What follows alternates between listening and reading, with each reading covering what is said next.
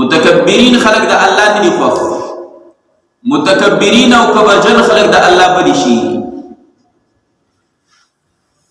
ځکه چې دا صفت د الله جل شانه دی، لوی کبریا دا د الله جل شانه صفت دی. ځکه چې الله جل شانه د هر عیب نه او د نقص نه پاک دی. او انسان کې خو په سوونو په زرګونو عیبونه دي، نو دی به سخت تکبر وکړي، دی به سلوي وکړي، او د غرور او تکبر لوی به یې څومره. الله جل شانه فرمایي بل ځکه د متکبرینو ته یو خبره کوي، اے متکبرینو تاسو ولې په دې ځمکه باندې داسې ایغ نیغ روان یې، داسې په غرور او تکبر سره روان یې، او دا ځان ته چې غټایټ وایي که نه وایي موږ غټ خلک یو. دا د الله په نسبت باندې د ټولو نه ښکته او ذلیله خلک دي. ځکه چې د هغوی ټول حرکات سکنات داسې دي چې د الله نه دي خوښه. غرور پکې، تکبر پکې، دا د الله نه دي خوښ، دا صفتونه د الله دي. نو چې څوک دا صفات خپلوي نو د الله نه دي خوښ. دویم بل مؤمن بنده ته سپک ګوري، کمزوري غریب مؤمن ته سپک ګوري، دا صفت هم دایم الله نه خوښوي. او بل دا چې دا پنسې به د دې پوندو نه رالاندې کړي لکه د زنانو په رواني. ځکه چې پنسې ښکته کول دا د زنانو صفت دی، او ګیټې ښکاره کول دا د سړو صفت دی. نو سو دغه متکبرین د تکبر د وجنا، د غرور د وجنا، د لوی د وجنا پنسې ښکته کړي په دې پوندو نه رالاندې کړي،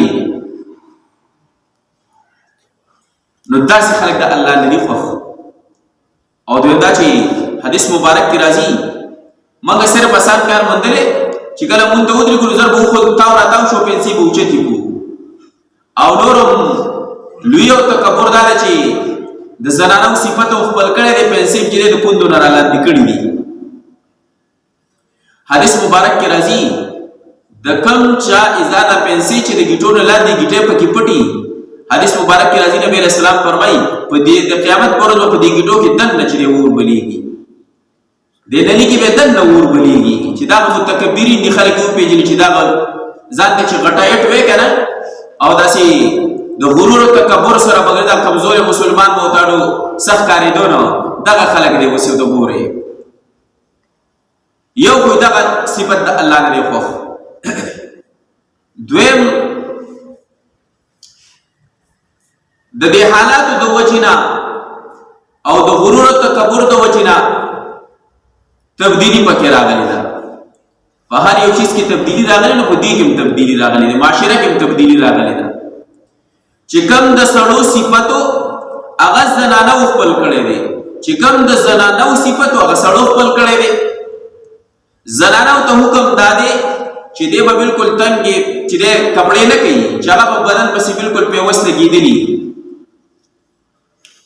او دا دی چې ګیټې به دې مکمل پټې ساتي. سړو دپاره حکم دا دی چې دی به پنسې چې دی برګي چې ګیټه دې دوی ښکاروي. نو سړو چې د زنانو صفت خپل کړی پنسې لاندې کړي دي، او زنانو د سړو د صفت خپل کړی پنسې چې دی هغه برګړي ګیټې ښکاره کړي. او بیا حدیث مبارک کې راځي چې کوم سړی د زنانو مشابهت اختیار کی په کپړو کې، په پیزار کې، نور د بدن داسې څیزونه چې د بدن سره لګېدلي، نو که سړی د زنانو صفت چې دی خپل کی، نو په دې کس باندې لعنت ورېږي. چې کوم ټیم کې دی په دغه صفت کې دی باندې د الله او د الله د رسول لعنت وي. الله حدیث مبارک کې راځي دا فرښتې او د ټول مخلوق په لعنت لګي.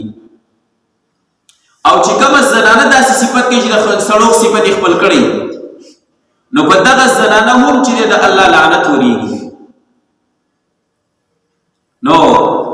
نن سبا که تاسو وګورئ د معاشره کې چې کوم دا تعلیم یافته زنانه دي خویندې دي ته که ته وګورې نو ټول چې پیزارې نه خپو کړي د سړو پیزارې خپو کړي او دا چې د سړو مشابهت دی سړی به د زنانو پیزار نه خپو کوي او زنانه به د سړو پیزار نه خپو کوي نو اوس سړو چې دی که تاسو هغه چیت چیت چات پیزارې خپو کړي ته وایي چې د زنانو پیزار دی